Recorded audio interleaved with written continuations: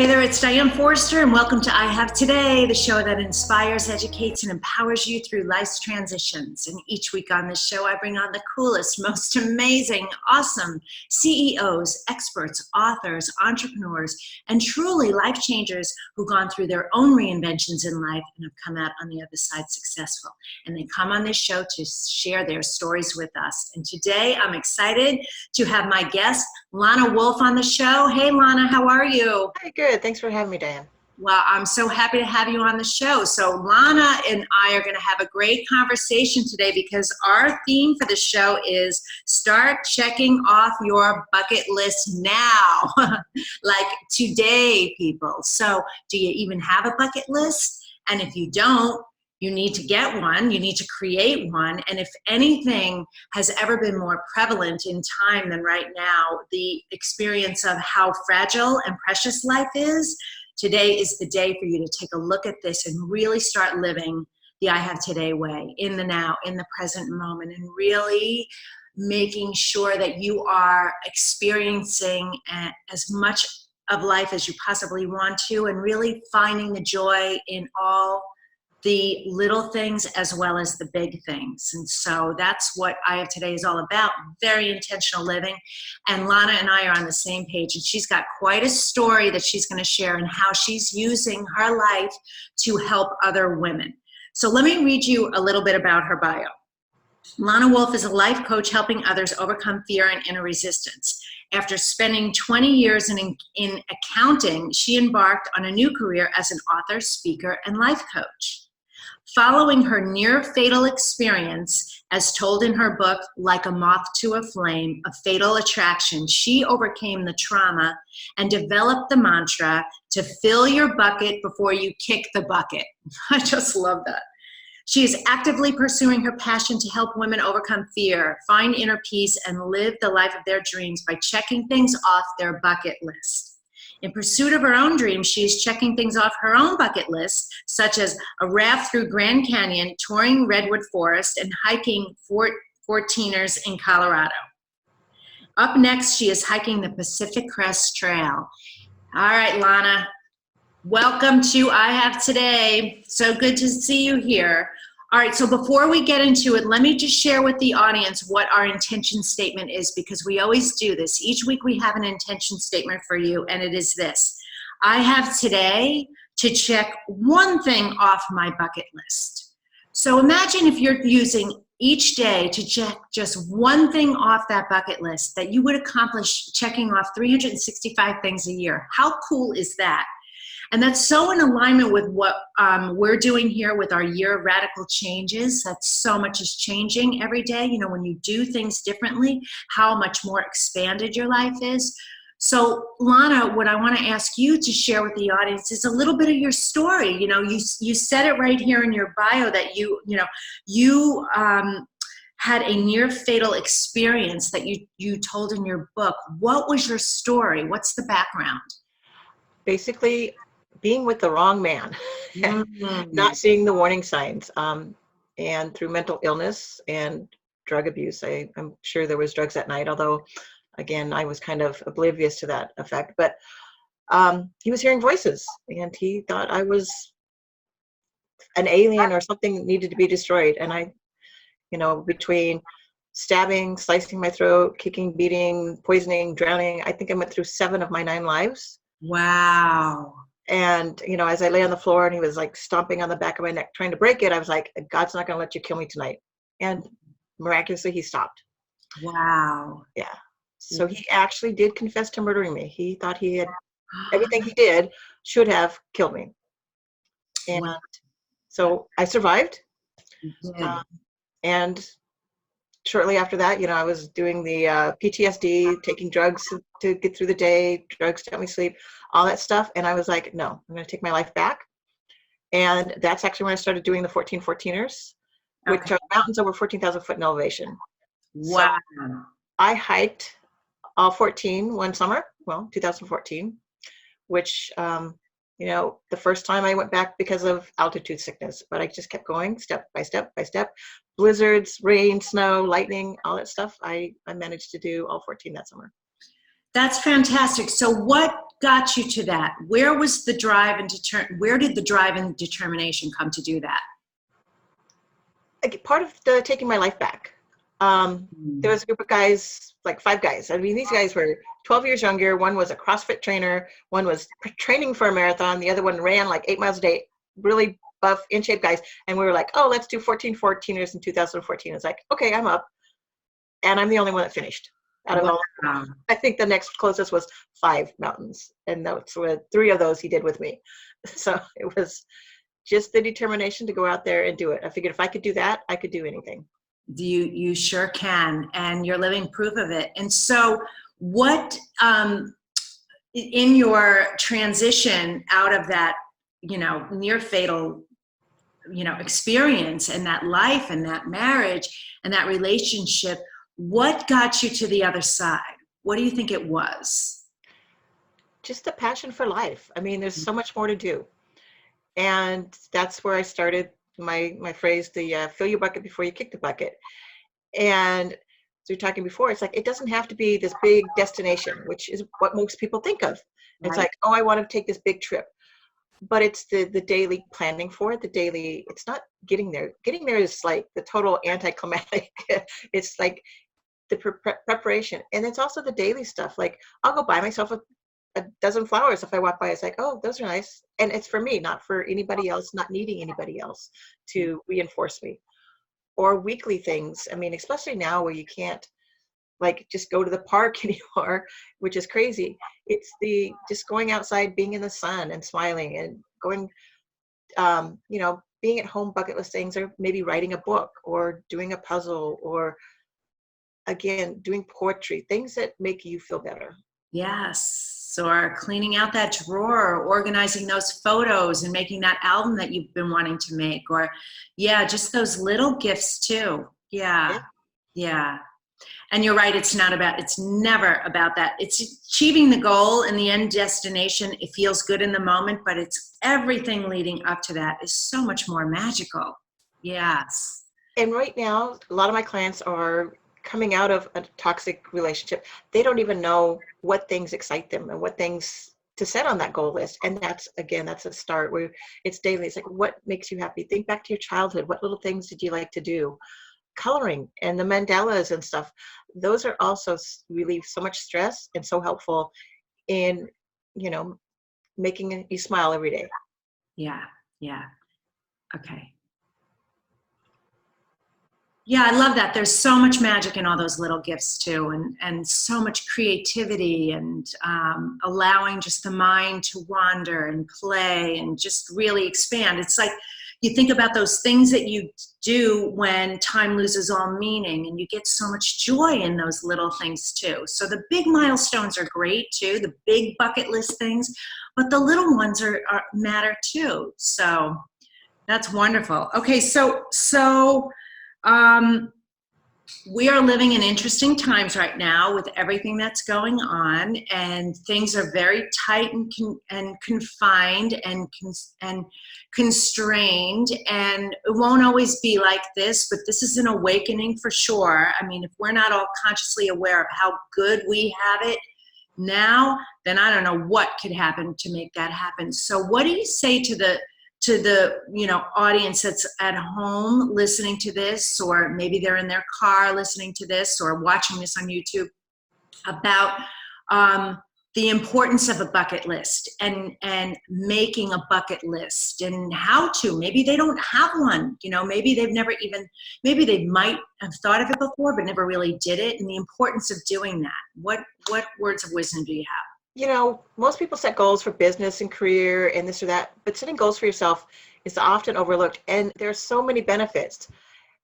One of the biggest benefits is, like, at the end of your life, thinking about all the things you didn't do. I mean, part of this also was my mother sitting in the nursing home with things on her bucket list that she didn't get to do. So besides the less regret at the end of your life, you have a longer life. You have less stress. You have these lasting memories. You have better health, more energy.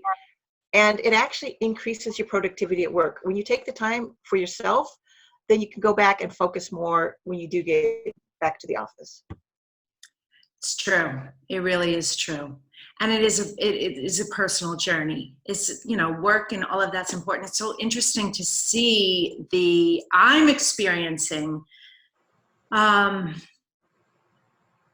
deeper connections, richer conversations, more conversations, more consciousness, certainly, more appreciation for the little things, and really being more mindful. So I love the concept of a bucket list, because listen, I have goals too. I write my annual goals, my quarterly goals, for business, and then the personal things that I want to do. And I'm actually, myself I'm calling it the year of radical changes, where I'm changing a lot of things. I'm consciously aware of that on a daily basis, but really making massive shifts and noticing how powerful that is.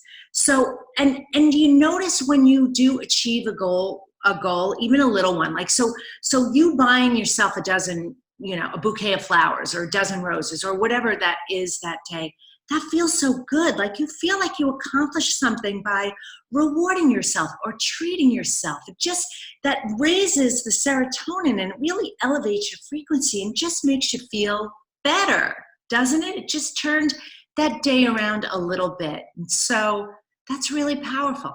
So how do you help women? What would you say is your area of expertise, helping women who are going from maybe their mess to success? Like, you had your own experience.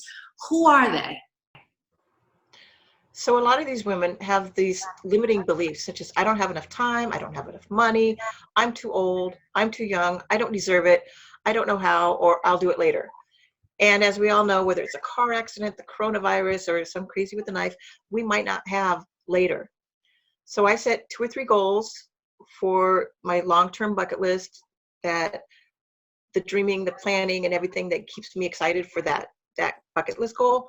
But I also do the daily things, which sometimes is just the planning, but things that make me feel good, a hot bubble bath, or like I said earlier, the flowers, or just taking a walk outside when it's sunny. I like the rain too. It's so much fresher and cleaner outside to get my mind back around, the focus of the now, and it makes me feel better. Yes. It's so interesting. We do similar work. Definitely. There's so much synergy there. And in many ways, we're saying and doing the same thing. We're just saying and doing it. We're saying it a little differently, maybe doing it a little differently, but the intention behind it is really there, about living in the now, in the today, and embracing all those little gifts and being proactive and intentional in embracing what you feel like doing in that moment. God, it would be really good to feel really good to take a bubble bath, or God, it would feel really good to go outside and take a nice walk and breathe in the fresh air, and really being, like you said, mindful about it and conscious about it. And not so, what I'm noticing right now, what I love about what's happening in our now, and this, I pray, continues going forward, is how mindful we are of the moment. And that it's not always so rush, like I'm racing in my car to get to a meeting because I have this other thing to do later on tonight, and then I've got all these other things, always living in that future and that projected worry and stress and harriedness of the future, but really staying present in the now. It's truly one of the greatest blessings that's happening to us right now, and you're facilitating that in your work, which is so great.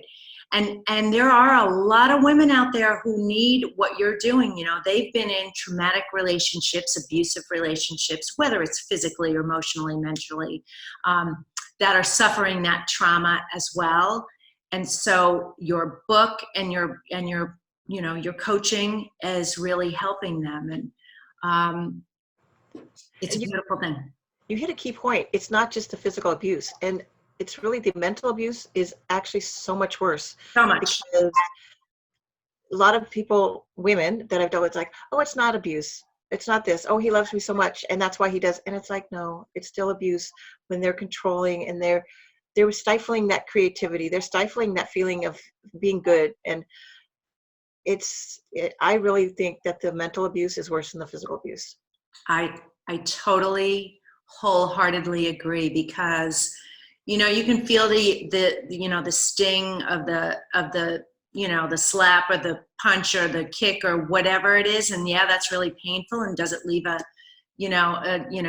emotional scar? It does.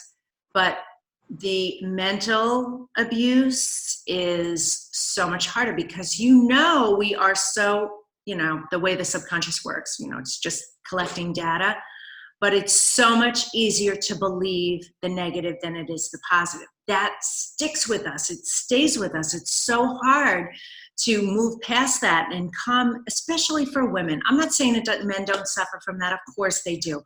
But women are certainly in the majority of that, and that leaves that indelible imprint, and you believe that. You believe, I am not worthy, I'm not good enough, and I'm not lovable, or whatever those negative limiting beliefs are. And that abuse is so much worse. And I know I've experienced myself, so I'm with you. And so if you're out there, ladies and men, if you're out there and know a woman who's suffering with this, please have them listen to this show and start to know that they are not alone, and that there is support out there for them, and that help is available. So, all right, Lana, so how do you live the I Have Today way? Starts by loving yourself, and again, picking these dreams and doing something daily to move forward and being positive. Doing something daily, definitely. That, live for this day. I love that. All right, is there any final piece of advice you'd like to share before we tell the audience how they can find out more about you and your book? Like I said, it starts with self-love. You are worth it. You are very deserving of everything that you dream of. Yes, yes. Self-love is the key to everything. Unconditional self-love. Beautiful, beautiful. All right. Well, if you want to find out more about Lana, you can go to her website, which is lanawolfe.com. It's LANAWOLFE.com. And again, the name of her book is called Like a Moth to a Flame, A Fatal Attraction. We will have a link to her book in the description area on YouTube. If you're watching this, it'll also be on our podcast page on the website, and also all the live streaming podcast descriptions will have it there. And I want to thank you so much for being here today, Lana, and keep up the good work. Keep checking off things off your bucket list. Keep inspiring and empowering women to truly live this way and live confident, fulfilling lives. We support you 1,000% here at I Have Today, and I, as a woman, also do that as well. And what I'd like to offer you is, we have a free training called My Have It All Life at myhaveitalllife.com, and it's really about helping you to get clear on some of this stuff. So you might want to tune into that training. It's a short 15-minute video training that talks about how you can go from feeling overwhelmed and stuck and stressed out, and how to really start manifesting a have it all life where you're living in true happiness, joy, and fulfillment. It'll help clear away some of those limiting beliefs so that you can start tapping into what Lana's talking about and how to really create that bucket list. Because I know some of you are stuck out there and you don't even know what happiness looks like. You don't even know what it is you want. Well, that's what this is going to help you do. So that's available at myhaveitalllife.com. So also, please rate, review, and subscribe to us either on the podcast or on YouTube on our channel at I Have Today with Diane Forster. And you can follow me on social media at Diane Forster Official. That's it for this week's episode. Blessings to you. Be safe, be healthy, and take care. All right. Bye-bye. Thanks, Diana. Sure.